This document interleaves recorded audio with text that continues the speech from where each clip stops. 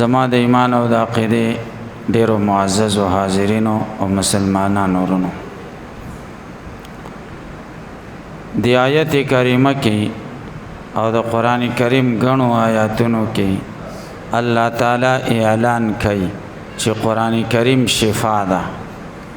شفا دا معنا ده چې د مرزونو علاج ده او د مرزونو دوا ده. ذکر رسول الله صلی الله علیه وسلم فرمایلی دي هر مرض چې خدای ازمکه تر لګلې ور سره دوا هم را لګلې ده. او بیا الله جل شانه وي د ټولو مرزونو دوا د ټولو مرزونو علاج قران کریم دی. ځکه قران ته شفا وي. شفا معنا د مرض علاج، د مرض دوا. د قران کریم ډیر برکتونه دي.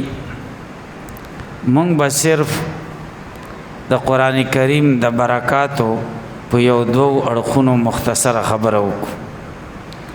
دا د دې لپاره چې مونږ لپاره ولګي چې مونږ سره عظیمه سرمایه پراته ده. مونږ سره یو عظیم او لوی سیز شته، د سکون او د اطمینان یو عظیم علاج مونږ سره شته، د مرزونو یو عظیم دوايي مونږ سره شته، او د کامیابی یو لوی نسخه مونږ سره پراته ده. نو مونږ په دې نسخه ولې عمل نکو؟ مونږ د دې مرزونو د لپاره دا دوايي ولې نه استعمالو؟ مونږ د دې خپل بیماریو علاج ولې په دې دوا نکو؟ نو چې مونږ له ډاکټر دوا راکړي د مرض او کور لرا شو هغه دوا کیدو دوا نه استعمالو، نو مرض بسنګ خشي. یا مونږ له ډاکټر پارچه راکړي، مونږ هغه پارچه کور ته راوړو، دواخانه ته نه وړو چې مونږ په دوايي واخلو، نو پارچه به زمونږ مرض څنګه خکي؟ نو قران کریم زمونږ دوا ده. نو د دې دوا او د علاج په دوه اړخونو مختصره خبره کو. یو دا چې د قران کریم برکات آخرت کې هم دی او دنیا کې هم دی. آخرت کې د قران کریم سب برکات دي او دنیا کې قران کریم د کم مرزونو علاج دی. آخرت کې خو برکات دادي چې دا ډېر وفادار کتاب دی. دا تا سر که دنیا کې د خپل کا نو قبر کې به هم ته تنها نه د قران کریم رڼا به تا سره قبر ته ځي. د قران د قبر تکې تورې تیارې دا به تا ته الله تعالی د قران کریم پر رڼاګانو روښانه کوي. ته به قبر کې تیارو کې نه بلکې پر رڼاګانو کې به ته به قبر کې تنها نه بلکې یو ښایسته ملګری به در سره وي. ته به قبر کې په ویره کې نه بلکې د امن والا کتاب به تا سره وي. ته به قبر کې خاموش نه د خبرو کولو والا کتاب به تا سره وي.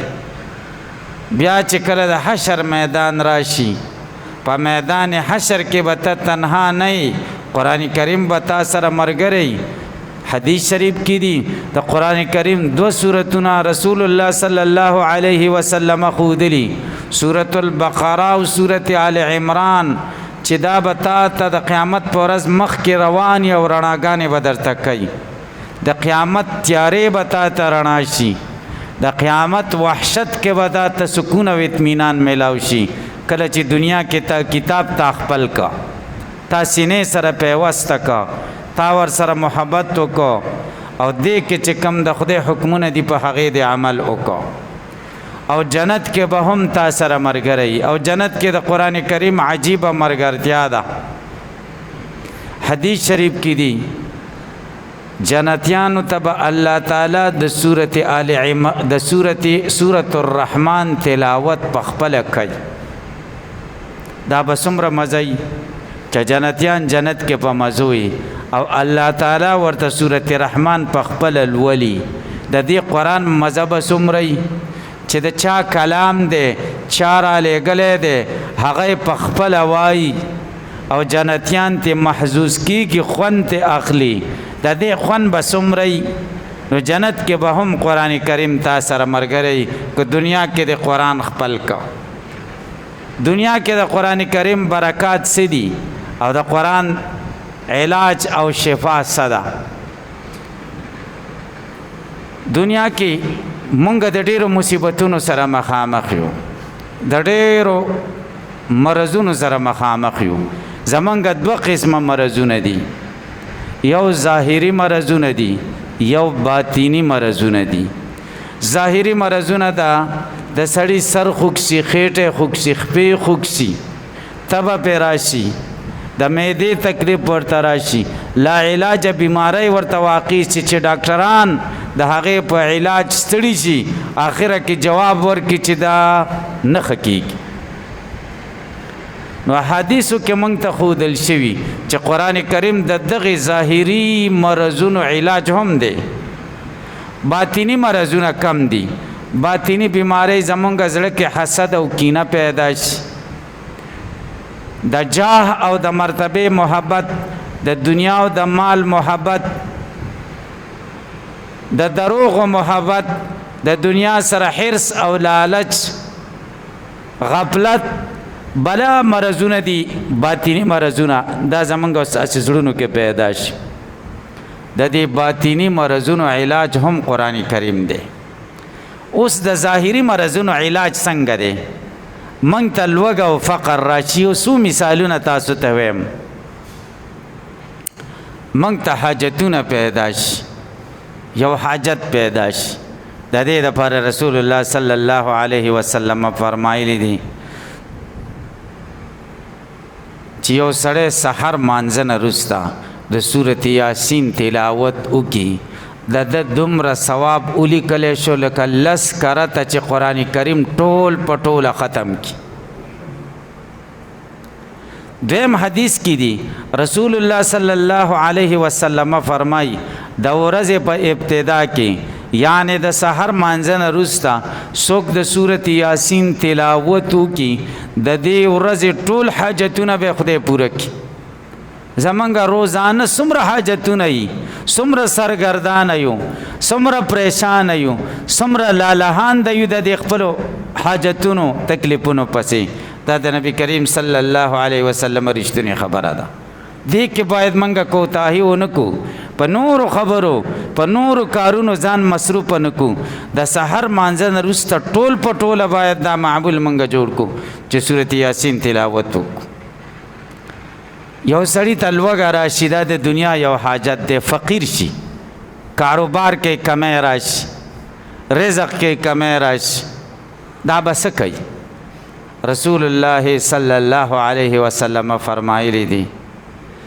چې څوک د ماښام نه وروسته یا د شپې په هر ټیم کې هره شپه د سورة الواقعې تلاوت کوي نو د ته به لوږه نه رسي د ته به فقر نه رسي د ضروریات د زندګۍ به خدای پوره کوي دا څومره اسانه خبر ده خو زمونږ یقین نشته زمونږ په ظاهر یقین دی د خدای او د خدای د رسول په خبرو زمونږ یقین نشته ډاکټر موږ له دوا تجویز کوي موږ وایي مړه دا ډاکټر څه پوهېږي خروي نه نو مرض زمونږ زیات شي ډاکټر لزو چې ډېر پوهه ډاکټر دی او ډېر تعلیم یې کړی دی ډېره غټه تجربه ده ورسره بلا پیس ورکو هغه ټیسټونو باندې پیسې ورکو هغه موږ له دوایي علاج موږ له ولیکي هغه دوایي راوړو کور کې کیدو نه خورو چې مړه دا ډاکټر د سړي بچی خو نه دی د دوایي زه څنګه وخورم ترخه دوایي راته لیکلې نو دا زموږ نقصان شکه ده الله تعالی موږ له علاج را لېږلی چې قرآن کریم دی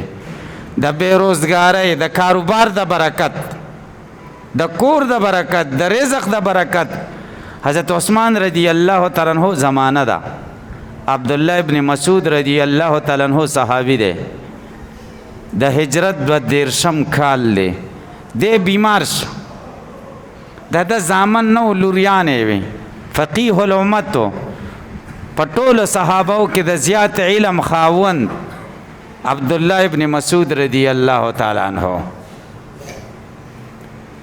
دی بیمار دی عثمان رضی الله عنہ بیمار پرسای ته ورغی او یو تیلی د پیسو نه ډکه کړې. بیمار پرسی وکړه. عثمان رضی الله تعالی عنہ امیر المؤمنین دی، خلیفہ وقت دی. عبدالله ابن مسعود ته وی ډاکټر درته راولم طبیب؟ عبدالله ابن مسعود ورته وی طبیب خو زه بیمار کړی یم، طبیب الله دی، هغه زه بیمار کړی یم نو بل څوک طبیب دی چې ما به جوړ کړي؟ بیا ورته وی زه خو آخرت طرف ته روان یم. عثمان رضی الله تعالی عنہ ته وی دا لاس کې دي څه دي؟ وایي دا خو مې تیلی د پیسو راوړې ده. عبدالله ابن مسعود رضی الله تعالی عنہ ورته وی زه خو آخرت ته روان یم، هلته خو پیسې نه پکارېږي، په پیسو څه کومه؟ عثمان رضی الله تعالی عنہ ورته وی ستا نه پاتې کېږي لوریانې، نارینه بچي دې نشته، هغوی به خرچه کړي، د هغوی د رزق دپاره به دا پیسې استعمال کړي. اوس عبدالله ابن مسعود رضی الله تعالی عنہ ورته نه، ما لوریانو ته سورة الواقعه ښودلې ده، قرآن کې صورت دی و 28 سپاره کې، او د رسول الله صلی الله علیه وسلم نه مې اورېدلې چې څوک د شپې سورة الواقعه وایي د ته به لوږه نه رسېده، د رزق بندوبست به خدای کوي. نو لوریانو ته مې د پیسو حاجت نشته، ما ورته سورة واقعه ښودلې ده. دا څومره فایده شوه، دا قرآن کې ده. د مرض علاج قرآن کې دی. د رسول الله صلی الله علیه وسلم د صحابه یو جماعت په یو سفر روان دی، یو کلی سره پړاو واچو، چینه د اوبه دي. دا کلی نه یو سړی منډې راوهي، ورته وایي زمونږ د کلي مشر مار خوړلی یا لړم خوړلی دی، تاسو کې داسې څوک شته چې دمي کي؟ بخاري شریف روایت دی. په دې صحابو کې یو صحابي دی ابو سعید خدری رضی الله تعالی عنہ، ورته او زه دموم، ورسره لاړه، زه دموم خو شکرانه به راکې 10 ګډان به راکې. او ټیک شو. په سورة الفاتحه الحمدلله رب العالمین تر ولدوالین پورې په دې دم که الله تعالی هغه بیمار ټیک که، دته 10 ګډان حواله کړ. 150 ګډانو نه اوس څومره روپۍ کېږي؟ چې یو ګډ په 100,000 روپۍ شي نو د 150 څو روپۍ شي؟ 6 لکه روپۍ باندې یو دم و چرته څوک دم کوي وایي 2000 روپۍ راوړه، 3000 روپۍ. اکثره موږ خو مفتو کې دم کوو، زمونږ دم مفتو کې دی. صحیح شوه. نو بس چې څوک کینې مړه تا خو ډېر ښایسته کار وکړه ما ته وایي، او بس د په دې مې خوښې چې پیسې نه غواړې. پلانکي مولوي صاحب له تللي 6,000 روپۍ رانه غوښتې او 2000 روپۍ رانه غوښتې. تاسې پې پوه شئ. او کم ډاکټر له خلک ډېر ځي چې پیسې زیاتي، او دا کم چې ډېرې پیسې اخلي دا د دم که صحیح که څه ورځي او که نه ورځي خو هغه له خلک ورځي. داسې خلک ما ته معلوم دي چې په خدای مې د قسم چې مونځ نه ورځي، او د خلکو پې دومره رشي چې د حد نه سوا. تاسې پې پوه شئ. او زما ګورې درته ښکاره خبره کوم، طبعا د دم سره مې نه لګي، جایز دی، ضرورت کې څوک راشي کولی پکار دي، خو دې سره مې نه لګېږي چې دم دې څوک کاروبار جوړ کړي. صحابو کاروبار نه دی جوړ کړی، څوک راغلی دي دم یې کړی، نبی علیہ السلام ته څوک راغلی دم یې پې کړی، خو کاروبار یې نه دی جوړ کړی چې دکان یې کولاو کړی، کاروبار نه دی. زه د دې خلاف یم، کاروبار نه دی او دم جایز دی. تاسو پې پوه شئ. بل زه کاروبار جوړولی نشم که کاروبار جایز هم وي، زما دا برداشت نشته چې شپې ما ته څوک دروازه راووایي چې دا د پیریانو والا دم کا، او دا ماشوم دم که چې شپې څوک دروازه راووایي زه ورته راوځم نه. د ورځې هم زما ټیمونه ډک دي، نو زه به په کوم وخت کې دم وکړم؟ نو صحابي دم وکړه، نو 6 لکه روپۍ زمونږ او ستاسې د دې وخت مطابق 10 ګډانې په شکرانه کې واخیست. چې ګډانې را روان کړي د نورو ملګرو ورته دې کې خو مونږ د دې نه خوراک نه کوو، تا خو به دم پیسې واخیستې چې د رسول الله صلی الله علیه وسلم نه تپوس وکړو چې دا څنګه دي. ګډانې مدینې منورې ته راوستل.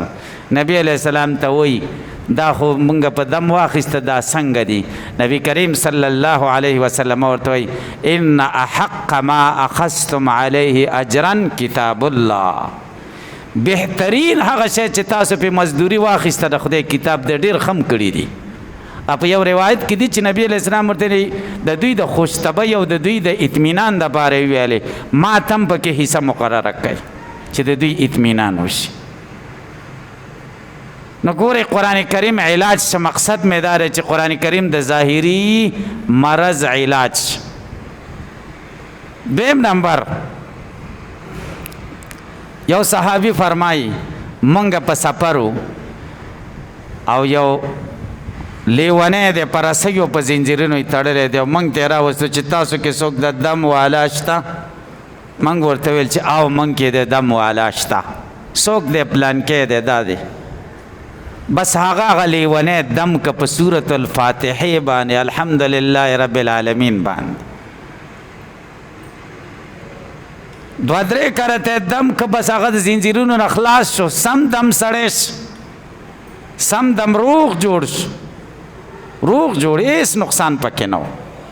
ګورئ دا حدیثونه دا معلومیږي چې قرآن کریم د ظاهري مرضونو علاج دی. یو حدیث کې دی نبی کریم صلی الله علیه وسلم فرمایي چې څوک په قرآن کریم علاج حاصل نه کړي نو د دپاره شفا نشته، د دپاره شفا نشته. نو قرآن کریم د ظاهري مرضونو علاج. قرآن زموږ حفاظت کوي. که دا وایي چې موږ محفوظ شو، د ضررناکو څیزونو نه محفوظ شو، د غلو د ډاکوانو نه محفوظ شو، د لاره شکوونکو نه محفوظ شو، الله تعالی موږ له قرآن کې علاج را لېږلی. رسول الله صلی الله علیه وسلم صحابي دی حضرت ابو هریره رضی الله تعالی عنہ. نبی علیہ السلام مقرر کا د بیت المال دا پیسې دي او د بیت المال دا غله ده جومات کې پرته ده، د دې څوکیداري کوه. هغه ورته وایي ټیک شوه. شپه پخه شوه، یو سړی راغی او ابو هریره ته ډېر جړا فریاد کوي چې بچي مې د لوږې مړه کېږي او بېهوشه پراته دي او د دې نه به زه لږ ویسم. هغه نیولی دی، وایي پرې مې د خیر دی، بس هسې هم د بیت المال شی دی. هغه په زړه خوږ شی ته پرېښود. سبا نبی کریم صلی الله علیه وسلم سره صحابي مخامخ شو. نبی علیہ السلام ورته خاندي چې قیدي خو دې خوشې که او دروغجن دی، سبا له به بیا راځي. سبا له بیا راغی او ډېر جزې پزې کوي. ده نیولی چې نبی علیہ السلام ته دې بوځم او ورته وایي نه ګوره که نه بچي مې وږي دي راځه راسره لاړ شه ویې ګوره. ده به بیا زړه وخوږېده ځکه د مسلمان زړه به خوږېږي که نه، درد کوي چې څوک تکلیف کې وګوري. بیا یې پرېښوده. نبی علیہ السلام ورته سبا بیا مسکی دی، وایي بندي خو دې ډېر دروغجن دی خو سبا له به بیا راځي. درېیمه ورځ باندې بیا راغی چې بس بیا یې لمنه ډکه کړه د غلې دانې نه او ډېر چغې وهي او جزې پزې کوي چې بچي مې وږي دي. ده ورته نه دی پرېږدم چې نبی علیہ السلام نه مې نه یوړی. دا درې ځله پوره شو، نور خبره پکې نشته چې سړی پوه شي چې اوس مې نبی علیہ السلام ته بوځي. لمنه یې تشه کړه، ورته وایي ته ما خوشې که یو ډېره د کار خبره به درته وکړم. چې خوشې که ډېره د کار خبره یې ورته وکړه. دا ورته وایي ابو هریره رضی الله تعالی عنہ ته وایي چې ته کله اوده کېږې او شپه راشي آیت الکرسی وایا، ستا د مال حفاظت به خدای کوي. هېڅوک ضررناک شی به ستا مال ته نشي راتلی. بس ایسته خوشې که سار چې نبی کریم صلی الله علیه وسلم ورته وفرمایل بندي دې څه وکړل؟ وایي قربان راته وویلې چې آیت کرسی وایه ستا د مال حفاظت به کېږي. نبی کریم صلی الله علیه وسلم ورته وایي کذوب صدقه، ډېر دروغجن دی خو دا خبره ډېره ښایسته خبره کړې ده، رښتیا ده همداسې ده. بیا ابو هریره ته رسول الله صلی الله علیه وسلم فرمایي چې دا دې وپېژنده دا څوک؟ وایي نه، وایي ذاک شیطانون، دا خو شیطان و تا ته د انسان په شکل کې راته. شیطان دی خو د آیت کرسی فضیلت نه خبر و. نبی کریم صلی الله علیه وسلم فرمایي آیت کرسی چې د فرض مانځه نه وروسته څوک هره ورځ وایي، هر مانځه نه وروسته، د ده او د جنت په منځ کې صرف مرګ فاصل دی، چې مرګ راشي دی به ډایرکټ جنت ته ځي. او حدیث کې دی رسول الله صلی الله علیه وسلم فرمایي چې څوک هره شپه آیت کرسی وایي او په ټول کور یې دم کوي الله تعالی او تصور دا کوي چې خوا او شا څومره کورونه دي، بال بچ مې دی، خپل خپلوان مې دي، یاران دوستان مې دي، الله تعالی به د دې آیت کرسی د برکته دا ټول محفوظ وساتي. د دې ټول د کور حفاظت به وشي، غل به ورته نشي راتلی. تاسو یقین وکئ چې زمونږ نه 2 کاله مخکې غلا شوې وه، په هغې شپه ما آیت کرسي نه وه ویلې. تاسو یقین وکئ زه هره شپه آیت کرسي ویم، بلکې 2-3 کرتې ویم، او په هغې شپه موږ نه وه ویلې. یو صحابي و، حدیث د رسول الله صلی الله علیه وسلم بیانوي چې نبی علیہ السلام فرمایلی دي بسم الله الذي لا يضر مع اسمه شيء في الارض ولا في السماء وهو السميع العليم. دا چې هر سحر 3 کرته وایي دته به مرض نه راځي، فالج نه به محفوظي. نو دا صحابي چې دا حدیث روایت کوي نو لاس فالج وهلی دی، ابان ابن عثمان رضی الله تعالی عنہ لاس فالج وهلی دی. نو چې کوم شاګردانو ته دا حدیث بیانې هغوی ورته داسې نیغ نیغ وکتل. د نیغ کتلو مقصد یې څه و چې ته خو دا حدیث بیانې چې دا 3 کرته څوک وایي فالج به نه وایي، نو ته خو یې وهلی یې که نه، ته به د حدیث عمل نه دی کړی. نو دا صحابي ورته وایي چې تقدیر د خدای راشي نو بیا تدبیر کار نه کوي. په دغې ورځې چې د فالج اټیک مال راته نو په دې ورځ رانه هیر شوي وو. بسم الله الذي لا يضر مع اسمه شيء في الارض ولا في السماء دا مې نه وه ویلې، نو خدای تقدیر داسې و، دا رانه ایسته پاتې شه. نو چې سړی د کور نه وځي، د کور نه سفر باندې یا بهر هر ځای له چې ځي، د فتنو دور دی، زمونږ د مال او د جان د حفاظت سوچ پخپله دی، پخپله به سوچ کوي. نو چې په سفر سړی وځي یا د کور نه راوځي، آیت کرسی دی وایي الله تعالی به د حفاظت کوي.